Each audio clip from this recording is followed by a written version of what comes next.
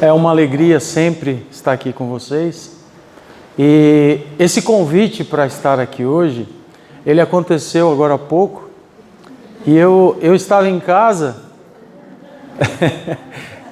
Eu estava em casa e, diferente de alguns dias, como todos nós passamos por dificuldades, hoje, graças a Deus, o dia foi extremamente tranquilo.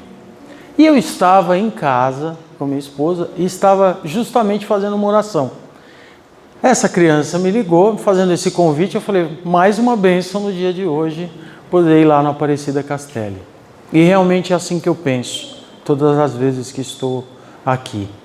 E quando a gente vem para cá, a partir do momento que você se predispôs a vir para cá, tenha certeza, uma bênção está acontecendo na sua vida. Isso é fato. Quando estamos aqui, estabelecemos uma conexão e às vezes esperamos que algo aconteça em função do tratamento de algo que viemos buscar aqui, e esse algo acontece. Vai muito mais além do que a gente possa imaginar. Transcende o que a gente acredita só da matéria. A espiritualidade presente nos auxilia nos processos de cura, nos processos de paz, de equilíbrio vibratório, para que possamos, além de absorver esses fluidos maravilhosos que nos circundam, também entender um pouco do Evangelho de Jesus. A somatória dessas duas circunstâncias no nosso dia a dia faz uma diferença muito grande. Nós não podemos, eu sempre gosto de iniciar as palestras frisando esse detalhe de que a gente não pode acostumar a vir na casa de oração e não mudar de postura. Essa é uma conotação extremamente importante. Nas nossas vidas, nós costumamos reclamar de muita coisa, não é assim? Não é? A gente reclama de uma série de coisas, mas será que nós estamos fazendo o que nos compete? Deus, na sua infinita bondade, na sua infinita justiça, quando nos matriculou nessa escola chamada Vida Terrena, Ele pediu a alguns dos seus auxiliares, anjos maravilhosos, representantes desse amor, que se reunisse conosco e fizesse uma programação para a nossa vida. Uma programação que visa que nós possamos aprender, que nós possamos melhorar, que nós possamos crescer, desenvolver o que já existe em estado latente dentro de nós, porque nós somos filhos dele. E uma das oportunidades que a gente tem para aprender, para desenvolver, para nos curar, para rever conceitos, são essas noites que estamos aqui. Então vamos aproveitar esses momentos maravilhosos. O tema de hoje, falar sobre justiça e perdão, é um tema importante, principalmente porque nós atravessamos um processo de acreditar que não existe justiça nem por parte dos homens. E eu queria fazer alguns paralelos da justiça humana com a justiça de Deus para entender em que ponto, qual o nosso posicionamento em relação a isso. Topam? Eu vou fazer algumas perguntas, tá bom? Alguém aqui já levou uma multa de trânsito? Levanta a mão. Esse ano já? A Silene, se for levantar a mão, vai faltar a mão, que eu conheço. Só esse ano, hein? Só esse ano já ou não? A legislação prevê, olha que interessante, a legislação prevê que tenha radares para coibir as pessoas de andarem numa velocidade que possa causar riscos aos outros. Não é assim? Só que a gente desconfia das leis dos homens, né? A gente fala assim, mas um radar aqui nessa rua, ninguém vai fazer nada, essa velocidade está errada. A gente desconfia, a gente briga. Nós não acreditamos nas leis que os homens criaram em muitos aspectos. Eu frisei um aqui, porque é talvez um dos mais comuns que a gente vê no dia a dia, o pessoal reclamando que perdeu a carta de motorista. Não é assim? Quem criou as leis? Essas leis. Foram os homens. Falíveis. Corruptíveis. Não é assim? Agora, será que as leis de Deus, elas são dessa mesma forma? Mas eu vou um pouco mais adiante na nossa conversa de hoje. Nós entendemos as leis de Deus? Quando o Espiritismo começou com Kardec, na França, com o Livro dos Espíritos, em que ele fez mais de 1000 perguntas para os espíritos, uma delas, que é bastante interessante, ele perguntou onde estava escrito as leis de Deus. E os espíritos responderam para ele: na consciência de cada um. Então nós conhecemos as leis de Deus, mas nós obscurecemos essas verdades com as nossas imperfeições. Mas Deus, sendo bom e justo, coloca para nós ensinamentos, coloca para nós oportunidades para que a gente faça ainda florescer essa verdade que existe dentro de nós. Mas nós temos uma dificuldade muito grande de entender o que é justiça por parte de Deus. Nas nossas relações interpessoais, por exemplo, nós temos uma dificuldade muito grande de aceitar uns aos outros, de entender como que funciona o dar e receber. Quantos de nós, nas dificuldades de relacionamento, a gente fala assim: por que Deus fez isso comigo? Por que Ele me colocou diante dessa criatura? Que eu tenho tantas dificuldades de relacionamento. Então, entender as leis de Deus é um processo que a gente precisa aprender a desenvolver dentro de nós. Entender como funciona todo esse processo. Quer ver como a gente tem dificuldade? Imaginem a seguinte situação. O camarada sai de madrugada, vai para a balada e toma todas. Conhecem alguém assim? Não precisa levantar a mão. Vai que a pessoa está aqui, né? Atropela alguém e essa pessoa vem a desencarnar. Todo mundo já ouviu um caso como esse. O que é justo fazer nessa situação? Como eu disse, vamos fazer um paralelo entre a justiça dos homens e a justiça de Deus. Imaginem o médico, né, chegando para a mãe da pessoa que foi atropelada, por exemplo, por alguém que bebeu, e fala assim para ele: olha, para a mãe, nós resolvemos a situação. Acabamos de assassinar quem matou seu filho que foi atropelado. Resolveu o problema? A mãe vai melhorar a sua dor? Não vai. Mas nós, nesse processo de entender o que é justiça, esquecemos do maior dos sentimentos que deve envolver-nos, que é o amor. Tem uma passagem de Jesus da mulher adúltera, não é? Que naquela época, como que era o julgamento? Como que se fazia justiça naquela época? A mulher que era adúltera era apedrejada. Não era assim? E Jesus, vendo aquela situação, ele abaixa seu olhar, começa a escrever na areia, e as pessoas, como a cobraram uma postura de Jesus, o que ele diz para ela? Quem lembra?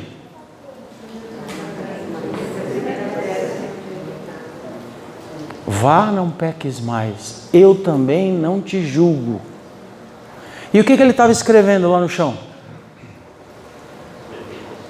O defeito dos outros que estavam a julgar aquela pessoa que estava sendo julgada pelos outros. Então vejam, nós vivemos inúmeras situações que estamos à volta com a justiça de todas as formas, seja a justiça de Deus, seja a justiça dos homens. Onde nós vamos nos enquadrar diante de tudo isso? Entendendo como Deus se posiciona nas nossas vidas, as coisas ficam mais fáceis. Veja, como comecei falando, nós temos um planejamento muito grande por parte de Deus para a nossa vida, que fala assim para você: olha, você vai nascer na família que você precisa, você vai ter os parentes que você precisa, os filhos que você precisa para poder evoluir. E essas pessoas que estão à sua volta são aquelas em que você precisa reajustar as suas contas, através do amor, de entender, de amar, mas acima de tudo de perdoar. Porque o processo de perdão por parte de Deus, a justiça dele nas nossas vidas se expressa nos dando a verdadeira oportunidade de corrigir o que fizemos de errado. Sem julgar, nós conseguimos ter para a nossa vida uma série de problemas. Quando estamos do lado de lá, Deus reúne aquelas pessoas à nossa volta e fala assim: olha, você vai voltar à sua vida na carne, vai experienciar algumas situações para que você corrija o que você fez de errado. Isso é uma justiça muito amorosa. Adquirimos uma série de dívidas com a justiça de Deus, atacado por atacado, e Ele permite que a gente vá pagando no varejo. Ele analisa a condição evolutiva de cada um de nós e fala assim: olha, vamos estabelecer um carnezinho para você pagar a sua dívida? Dessa vez você vai conseguir ter uma sogra legal, mas o seu cunhado vai te apunhar. Ou seja, são situações que a gente vai viver para aprender. Porque esse Deus que nos criou, através dos seus atributos, que é a única forma que a gente tem de conhecer a Deus, Ele é sempre bom o tempo todo. E à medida que a gente vai evoluindo, Ele coloca nas nossas vidas informações mais consistentes para que a gente possa entender como Ele é justo. E uma delas é a reencarnação. Todo mundo aqui acredita em reencarnação ou não? Como é que a gente pode provar que existe a reencarnação para achar que Deus é justo e bom? Dá para provar? Tem um jeito. A gente pode chamar alguma pessoa aqui, agora, desencarnar ela. Tem algum candidato? Tem alguém ou não? É a única forma que a gente tem para provar que é a reencarnação. Os conceitos de fé, acreditar ou não nos conceitos que o Espiritismo nos coloca, especialmente o da reencarnação, é uma questão que vem diretamente ligado à fé, mas muito atrelado ao bom senso e encarar Deus sendo justo. Como nós acreditaríamos na justiça divina, nesse processo de perdão por parte de Deus, que Ele se expressa nos dando a oportunidade de corrigir o que fizemos de errado, se não pudéssemos acreditar na reencarnação? Será que esse Deus que é justo, que é bom, que me colocou às vezes em circunstâncias tais que eu tenho uma vida inteira de privações, iria fazer isso comigo e com outro não? Será que poderíamos acreditar num Deus justo e bom sem acreditar na reencarnação? Agora, existem pessoas que não acreditam. Elas estão erradas? Como eu disse, as verdades são de cada um. Cada um aceita esses conceitos de acordo com o momento em que está vivendo. Então, para nós, hoje, que estudamos esses conceitos à luz do Espiritismo, a reencarnação parece ser um conceito muito justo, muito lógico e coerente. Agora, se a reencarnação existe, se faz parte de um processo de justiça por parte de Deus, cada um que está aqui já fez planos para a próxima encarnação? Não fizeram, não? Quais são os nossos planos de vida, encarando a justiça divina? A gente planeja o quê na nossa vida? Alguém pulou ondinha agora, no final do ano? Fez quais as promessas? Pagar o carnê, né? Quitar o carnê das Casas Bahia, comprar uma casa, comprar um carro. Pode? Espírita, pode ter? Comprar carro, comprar casa? Pode. Convidar a gente para passar o final de semana na casa nova, também pode, não é? Mas dificilmente, mesmo acreditando em reencarnação, nós não fazemos um planejamento para a vida futura de acordo com as leis de Deus. Por exemplo, nós planejamos para esse ano perdoar mais, aceitar mais, ser mais amoroso, ser mais caridoso? Quem prometeu a si mesmo? Não, esse ano eu tenho que ser uma pessoa melhor. Eu tenho que derrubar o meu orgulho, derrubar a minha vaidade, derrubar o meu egoísmo, me aproximar das pessoas que eu tenho dificuldade e exercitar o perdão. Porque quando exercitamos o perdão nas nossas vidas, nós podemos entender um pouco mais próximo o que é o perdão por parte de Deus e a sua justiça. Estarmos próximos de Deus é um processo que requer de nós um pouco mais de raciocínio. Todo mundo aqui tem fé? Estão com dificuldade de responder. Tem fé? Tem, não é? O que é ter fé em Deus? É acreditar, é conhecer, é estar próximo, é confiar que tudo que Ele faz é para o nosso bem. Agora, você só acredita, você só confia em alguém que você conhece. Não é assim? Na vida a dois, por exemplo, estabelecemos uma conexão amorosa, de confiança, de amor, porque você vai aprendendo a confiar, a entender. E a gente conhece Deus? Onde Ele mora? Qual é o e-mail dele? O Instagram?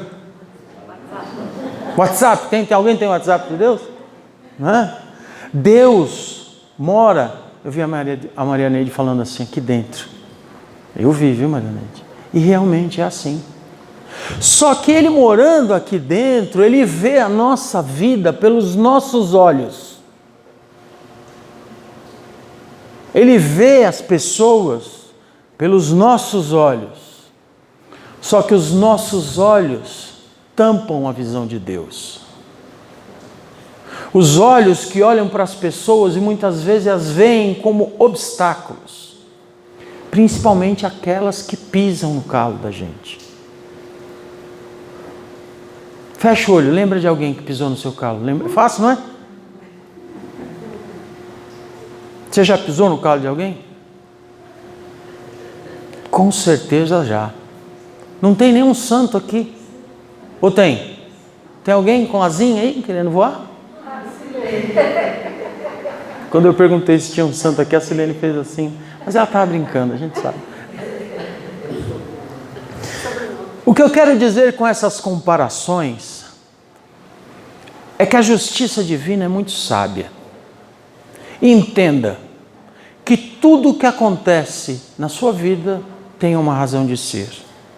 Que tudo o que acontece na sua vida é em prol do seu aprendizado, da sua melhora. Mas a gente tem que fazer a nossa parte. Não podemos esperar, acreditando num Deus justo e bom, que a gente conheceu, a gente já sabe que Ele mora dentro de nós. Não temos o e-mail, o Instagram, aquela coisa toda, mas a gente sabe que Ele vive dentro de nós. Mas a gente precisa fazer a nossa parte. É igual o rapazinho que vai assistir a missa de jegue. Vocês conhecem essa história? Que ele chega na porta da igreja e fala assim para o padre: Padre, hoje eu estou com tanta fé, mas com tanta fé, que eu vou deixar meu jegue aqui e não vou amarrar. Quando acabar a missa, ele vai estar aqui. O padre olha para ele: deixa de ser besta, rapaz, amarra o jegue aí, que Deus tem mais o que fazer. Faz a sua parte. Porque depois que a gente conhece Deus, sabe que Ele é justo e bom, que prevê tudo nas nossas vidas, a gente esquece de fazer a nossa parte. Esquece de fazer um planejamento, como eu dizia, para as próximas vidas, para que a gente volte aqui numa situação melhor. Quantos de nós não visualizamos um Brasil extremamente bonito, não é assim? Lindo, maravilhoso, não é assim que a gente planeja? E o que você está fazendo para isso? Quais são os conceitos que nós estamos transmitindo às nossas crianças? Quais são as verdades que eu não falo, eu prego na minha vida? Qual é o exemplo que eu estou dando na sociedade em que eu estou vivendo? Eu entendo, eu respeito, eu perdoo. Isso é ser discípulo do Cristo. Isto é ser uma pessoa, um homem de bem, que entende a sua posição no mundo. Esse tema eu gosto muito de abordar, principalmente agora, assim, quando estamos iniciando uma nova trajetória, um novo ano, porque a gente faz planejamentos. diversos planejamentos.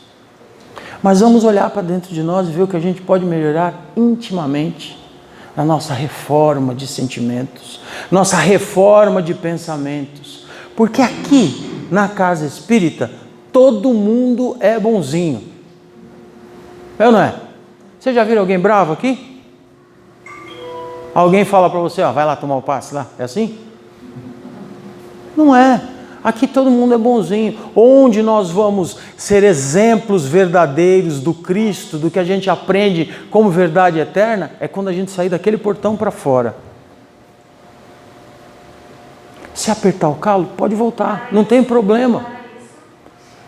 Mas estaremos sempre a caminho da luz quando mudarmos de atitude da porta para fora. Lá no trabalho, lá em casa, que é onde as dificuldades apertam o calo da gente. Não é assim? Ou não tem ninguém aqui que tenha dificuldade na família? Todo mundo tem. Deus é bom o tempo todo. Eu sempre, quando falo também sobre esse assunto, eu gosto de lembrar de uma cena que eu vivi com a minha filha pequenininha, que eu estava assistindo o desenho do Kung Fu Panda com ela. Já assistiram esse desenho? É muito legal. E tem uma hora que um dos bichinhos lá, que se eu não me engano é uma tartaruga, que ele está conversando lá com o Kung Fu Panda, que ele fala assim: o ontem é uma história, o futuro é um mistério, o hoje é uma dádiva, por isso que ele se chama presente. No presente que você recebeu ao acordar hoje, quais foram as emoções e as vibrações que te envolveram? Como que nós acordamos hoje? Reclamando da vida? Reclamando que tinha que trabalhar? Reclamando da chuva? Reclamando das enchentes? Reclamando do almoço, do chefe? Das dificuldades do trabalho? Ou nós começamos esse presente diário com sentimento de gratidão, olhando para Deus e dizendo a Ele: Deus, muito obrigado por mais um dia, muito obrigado porque eu tenho uma nova oportunidade de aprendizado. Obrigado, Deus, por todas as situações que o Senhor já colocou e vai me colocar no dia de hoje para que eu seja uma pessoa melhor. Com essa postura, estabelecemos uma conexão com Deus que a gente entende, a gente começa a saber até o Instagram dele. A gente começa a ter um pacto com Ele de amor, que as dificuldades vão continuar a existir, mas estaremos tão fortalecidos, tão próximo deles, que nada irá nos abalar. O exemplo clássico que eu gosto de lembrar daqueles que confiam em Deus, na sua justiça e na sua sabedoria, são os cristãos na época de Jesus. Jesus desencarna na cruz, naquele processo que todos nós conhecemos. Os seus adeptos, então, foram extremamente caçados pelos soldados romanos. Colocados nos calabouços para que pudessem subir as escadarias que levavam até as arenas, onde seriam comidos, devorados, queimados vivos, porque se diziam cristãos. Entravam nas arenas de mãos dadas, entoando cânticos em louvor a Jesus e a Deus. No instante em que as feras iriam devorá-los, que eles iam ser queimados vivos, a justiça divina tirava seus espíritos dos seus corpos para que não sentissem dor. Hoje os leões são outros. Hoje as feras são outras. São as adversidades da vida.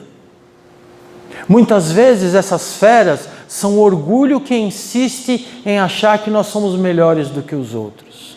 Muitas vezes essas feras são o egoísmo que fazem com que a gente não consiga enxergar nada além do nosso próprio umbigo. Aí a gente vem aqui, terça-feira após terça-feira, aprendendo a entoar cânticos em louvor a Jesus. Aí ele fala: você aprendeu a cantar essa música? Que música? Aquela que você canta quando agradece, o dia que você tem. Aquela que você canta quando alguém te fere e você oferece a outra face. Aquela música maravilhosa da consciência tranquila daquele que ao deitar fala: hoje eu tive um dia cristão. Será que nós seremos assim? Podemos tentar. Vamos conseguir logo? Quem acha que vai conseguir logo? Sabe por que eu pergunto isso? Não tem prazo. O prazo é você que define. Quando você quer ser feliz? Agora. Então comece agora. Comece agora a reformular seus conceitos. Mais uma frase clássica dentro dessa doutrina maravilhosa na qual embasamos a palestra de hoje é aquela: como se os Espíritos olhassem para nós e dissessem assim: ide e pregai o Evangelho de Jesus. Se precisar, use as palavras, para que nós possamos ser exemplos vivos do Cristo. Combinado? Um 2023 cristão para todos nós? Quem topa? Esse acordo não é comigo não, viu? Eu só estou falando aqui. Nós, todos os palestrantes que aqui vêm, e obviamente eu não sou diferente, estamos todos no mesmo barco. Falar é fácil. Fazer já é um pouco mais difícil. Mas encarando um Deus justo e bom, sabendo da realidade da reencarnação, sabemos que estamos unidos às pessoas que amamos, sabendo que temos que aparar as arestas com aqueles que nos ferem, e entender que o processo é esse de evolução, estaremos planejando a nossa próxima vida. Sempre. Combinado? Eu agradeço assim extremamente pelo presente de hoje, viu, Silene? De estar aqui com vocês. É sempre, mas sempre uma alegria maravilhosa. E eu queria encerrar contando uma historinha que eu também gosto muito, muito, muito de contar. Provavelmente já devo ter contado aqui para vocês. De um pai que tinha duas filhas muito inteligentes. Muito. Que gostava de fazer perguntas bem difíceis. E ele, sempre que podia, encaminhava ela para algum lugar, porque ele estava de saco cheio já de responder as perguntas delas, e mandou-a que ela passasse férias num lugar onde tinha um monge muito sábio. E sempre que elas faziam as perguntas para ele, ele sempre tinha uma resposta que calava a boca das duas meninas espertas. E elas combinaram uma coisa: esse ano nas nossas férias nós vamos surpreender este monge. Nós vamos pegar uma borboleta, colocar na mão, mas não vamos matar. E ficaram com a borboleta ali. E foram lá perguntar para o monge assim: essa borboleta está viva ou está morta? E a borboleta na mão dela. Se ele falar que está viva, a gente faz assim, ó, mata a borboleta. Se ele falar que está morta, a gente abre a mão e a borboleta voa. Ou seja, ele não vai conseguir achar a resposta correta. Muito bem, combinado, lá vão elas lá para o monge, com a mãozinha daquele jeito, escondendo a borboleta, e fala assim para ele: a borboleta está viva ou está morta? Aí ele fala assim para ela: depende de você, ela está nas suas mãos. É uma metáfora que diz o seguinte para nós: como está a sua vida hoje? Exatamente. Só que as suas mãos que seguram a sua felicidade, que às vezes a gente esmaga ela, né, com as nossas intemperanças, né, ela tem o auxílio por parte de Deus, que mora dentro de você. É como se você morasse num condomínio, o síndico é Deus, e ele que fez as leis do condomínio. Tá bom assim? Quer um síndico melhor que esse? Só que a gente briga com o síndico.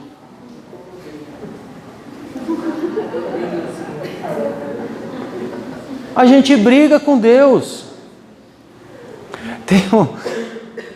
Tem uma pergunta que Kardec faz para os espíritos, que ele fala: onde podemos encontrar as provas da existência de Deus? Ele fala assim: procurai na natureza tudo que não é obra do homem, o restante é obra de Deus. E mais adiante ele fala: como que eu consigo amar a Deus? Para me inserir nessa lei de justiça, amor e caridade. Se Ele é tão impalpável aos meus sentidos. E os espíritos respondem: ame tudo que Ele criou. Aí você vai estar amando a Deus. Então, que nesse processo de melhoria, para amar a Deus, que a gente possa entender a sua justiça e aprendamos a perdoar uns aos outros, a respeitar os limites uns dos outros. Com certeza seremos mais felizes, mas é um exercício. Quando eu disse que não tinha prazo, cada um no seu passo, cada um na sua velocidade. Eu espero que nesse ano sejamos todos muito mais felizes por aprender a amar e respeitar uns aos outros. Fiquem com Deus e mais uma vez obrigado, Silene, por essa oportunidade maravilhosa de estar aqui com vocês. Justiça por parte de Deus sempre existe, mas vamos fazer a nossa parte. Muito obrigado, viu?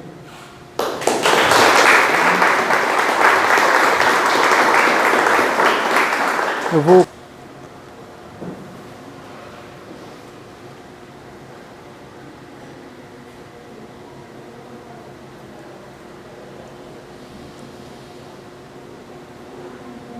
Mais uma vez, vamos respirar de forma pauseada. Respirando profundamente, vamos absorver deste ambiente maravilhoso todo esse amor que nos envolve. Vamos fazer com que esse amor nos preencha, nos complete. E completos desse amor, vamos elevar os nossos pensamentos até Deus. Primeiro, para agradecer por Ele ser justo e por Ele ser bom. Mas também podemos pedir a Ele que derrame suas bênçãos sobre nós, que leve esse amor aos hospitais,